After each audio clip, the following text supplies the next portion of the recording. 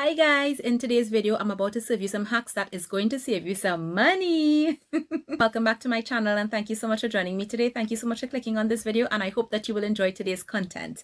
Have you ever spent money, purchased a product and then realized that you're not getting what you expected out of the product, or it's not working the way you wanted it to work? Or perhaps you learned a little bit more and realized that probably wasn't the right product for you and you think, oh my goodness, did I waste my money? Do I have to throw this product away? Do I have to give it away?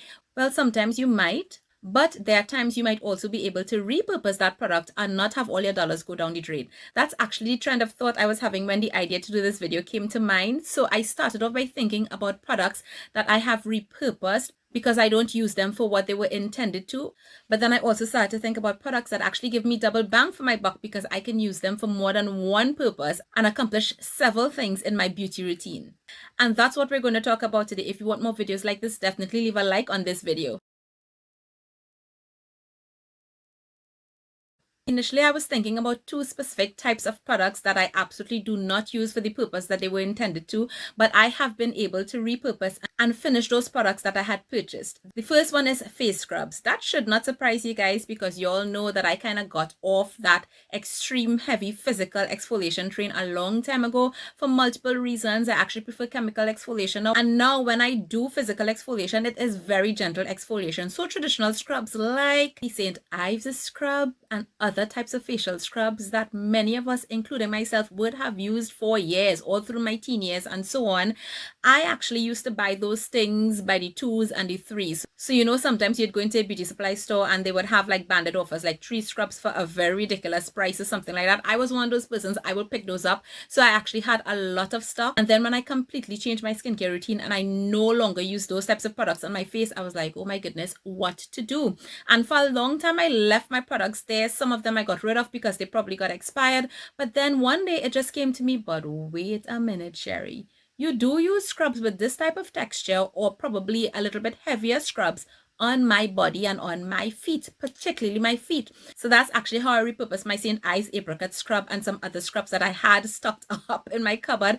I actually use them mainly as foot scrubs. And when I tell you they work real good on your heel, just soak that foot, sis, and then pull one of those out. Listen to me, you may not go back to the regular foot scrub you were using before.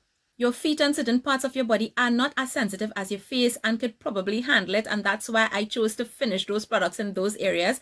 And I was able to not have my money go down the drain. The second thing that was very similar to that are clay masks. And when I say clay masks, I'm not using the same brush on all clay masks. I'm specifically talking about the ones that are like 100% bentonite clay and those types of clay masks that really dry down on the skin so much that they can actually dehydrate the skin. Those are the types of masks that I'm talking about. I use a ton of those. The Aztec Indian Healing Clay is extremely popular. It is still popular today. It is still trending on platforms like TikTok and Instagram. But I actually stopped using that on my face many years ago because while it does have its benefit, if you do not immediately go in after that with a lot of hydrators to get your skin back in balance, you could actually create a vicious cycle of oil production in your skin. Once I learned that, I actually started to get those types of masks out of my routine, and I do have clay masks still in my routine, but they are clay masks that are much more gentle on the skin. They do exactly what I want them to do, but they are actually also hydrating. They don't dry down that way. So I love these newer masks a lot more. But what did I do? Because you all know that huge jar of Aztec Indian Healing Clay lasts really long. Well, it so happened that I was actually kind of going on the natural deodorant train around that time. And for those of you who are probably on the same journey as I am, you know that sometimes transitioning could be a little bit tricky because you are not using antiperspirant anymore. And therefore the sweat is coming out, a body odor could be kicking. That's when I actually started to do armpit detoxes using the Aztec Indian Healing Clay. So just mixing a little bit of that with some apple cider vinegar and putting it on my underarms as a mask once a week for a few weeks did the job. It worked so good. Exactly what the Aztec Healing Indian Clay does, which is pull everything out. It literally pulled everything out, and it really helped me through that whole transition process. And that was the way I was actually able to use that. Will I repurchase it? No, I will not, but I was able to get my money's worth and finish that huge jar. And by the way, that also works as a really good mask on your feet. If you do have foot odor, try it. The next hack has to do with sunscreens. And when I'm talking about sunscreens, I'm talking about the fact that, listen, I get so many messages from people that tell me, oh my goodness, Sherry, I had no idea that sunscreen was so important for my skin. And they run out and they buy a sunscreen. And for many people that works, but then some people realize that the sunscreen that they purchased is not working for them. And when I say not working for them, I'm referring to probably you have a white cast, but more so the fact that there are people that suddenly realize that they are sensitive to certain filters and sunscreen. So for example, I know that there are certain filters that will actually burn my face and burn my eyes. And it's kind of depressing when you spend your money to get a sunscreen, probably because you didn't realize or you didn't know this about your skin, or you've been struggling and not understanding why this is happening, and you put your sunscreen on and then it burns your eyes or it really stings it badly. Then what do you do? Because a lot of people will just at that point realize, listen, I really can't bear this on my skin. I can't bear this on my face. I'm just going to throw it out. Don't throw it out just yet.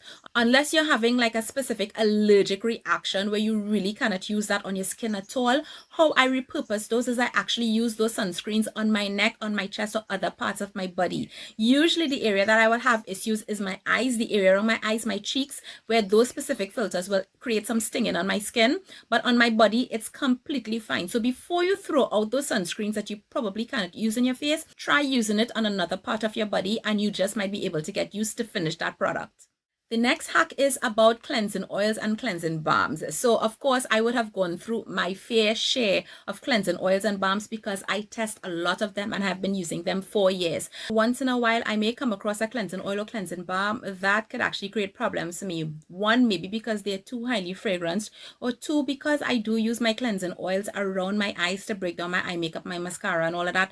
There are some of them that could be a little bit more irritating on the eyes than others. There are some maybe because of the fragrance or the ingredients, they may burn or sting the eyes a little bit, or they may leave a film on my eyes that I don't particularly like. And in those cases, I tend to not use those and not finish them. So what I actually do with those cleansing oils is I actually use them to wash my makeup brushes and my makeup sponges, specifically the ones that I use for foundation. You would not believe how that has completely changed the game of washing my brushes. Thing about it is, I didn't even realize this was a thing. I just started to do it because it made sense to me. Like the same way it would break down the makeup on my face, it would break down the makeup on my brushes, but specifically for foundation. If you find that when you have to use regular soap and water and you're washing your brushes, that sometimes the foundation remains or sometimes there are some difficult stains to get out, just try this method. So just like you will actually apply a cleansing oil to your dry skin, it's the same thing that you do with your foundation brush or your foundation sponge. You apply the oil to the brushes or the sponges dry, you work it in, it's going to break down that foundation, and then you rinse it. In most cases, it will probably rinse out completely clean, and then you could actually go in with your soap and do a double cleanse literally on your brushes and rinse that out. Now, I actually don't use regular oils like cooking oils or olive oil or regular coconut oil and so on like a lot of people will do, because to me, you have to work harder to break down those oils from the brush bristles afterward, and I am not about that life. The thing about cleansing oils is that they have surfactants, so when they come in contact with water, they break down and they wash off cleanly. So that's the complete difference, and that completely makes a difference when it comes to washing my foundation brushes and my sponges, and I don't have to waste my cleansing oil. The Kosas Chemistry deodorant that I reviewed some weeks ago completely brought this particular hack up. So again, because I'm on the whole natural deodorant train, when I saw this on Sephora, I picked this up several months ago and I tried it. I fell in love with it. Kosas actually uses AHAs, mandelic acid and lactic acid in this particular deodorant, and they also include another type of acid, which was the first time I heard about it when I saw it in this deodorant, called shikimic acid, which is actually an odor neutralizer. So that was really interesting because I purchased it, I fell in love with it, it works wonderfully for me.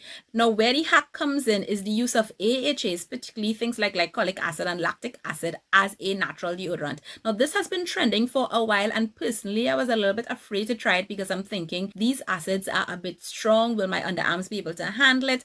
And I did put in that post that if you were going to try an acid toner, to definitely exercise some caution because not everybody is going to be the same. Some people's underarms may be a little bit more sensitive than others. A lot of people were using the ordinary 10% glycolic acid toner to do that particular hack. However, I decided to try it and I'm here to report my goodness, y'all. That thing works. Now, first of all, just a reminder that when you stop using antiperspirant and you're just using regular deodorant or using any of these AHAs to help with body odor, it is not going to stop you from sweating. These are not going to clog your sweat glands to prevent the sweat from actually coming out. So you will sweat. The issue is that with that sweat comes body odor because there's a lovely place for odor causing bacteria to live. Why acids and acid toners make a difference is because they reduce the pH of your underarm, which makes it an unfriendly environment for body odor bacteria to live and thrive. So therefore, if you created an environment where they cannot multiply and they cannot thrive, you are going to realize that you are not having as much body odor. So here's what I learned. I tried a couple of my acid toners, specifically 5% acid toners, and then I tried the Cos de Baja 7%, and that was my sweet spot. I realized that the body odor was not as well controlled for me with a 5% acid toner, but with that Cos de Baja 7% glycolic acid plus 0.5% salicylic acid, oh my goodness, that thing works like a charm, and it works beautifully for me. I made sure to test it on the days of my menstrual period, which is when body odor for me tends to kick up the most. And at the end of the day, I'm talking like 12-hour, 14-hour days, I literally was smelling my underarm. I'm like, oh my goodness, I can't believe this is actually working. So I have an alternative now. On my face, I actually tend to use my lower percentage acid toners more, and a lot of my higher strength ones, like the Cos de Baja one, it takes me longer to go through that, but now I have an alternative use, so it's getting used. I'm so happy because I'm able to use this particular product for multiple purposes.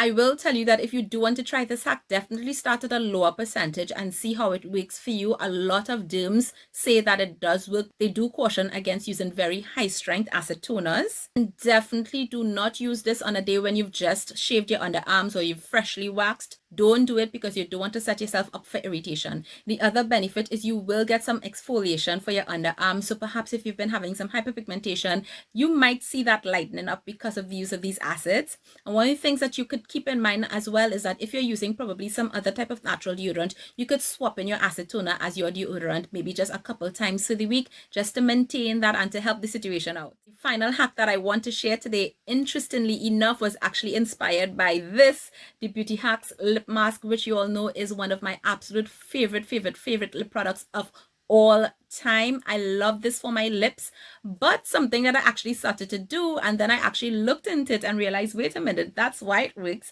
is that at night, just before I go to bed, I will apply a layer of this on my lips. I will usually apply it on really thickly so that it can do its work overnight. But then sometimes I may have a little bit extra on my finger that I probably use to apply it, and I literally started to take that and just apply it on the cuticles around my nails. And I realized, wait a minute, that was really helping. So I started to make this a little routine. I would apply lip mask to my lips and then take a little bit and apply it to all my cuticles. And then I realized why. Did you know that while this has just 8 ingredients, that 3 of the ingredients, jojoba oil, coconut oil, and vitamin E oil, are 3 of the top recommended oils for cuticles and actually are found in a lot of cuticle oils. So instead of having to spend extra money for a cuticle oil, you might as well just check the ingredients on your lip mask, your lip balm, or whatever, and you could probably just use that on your cuticles. The good thing about it is the same thing this mask does for my lips in terms of soften my lips, moisturize it, and so on.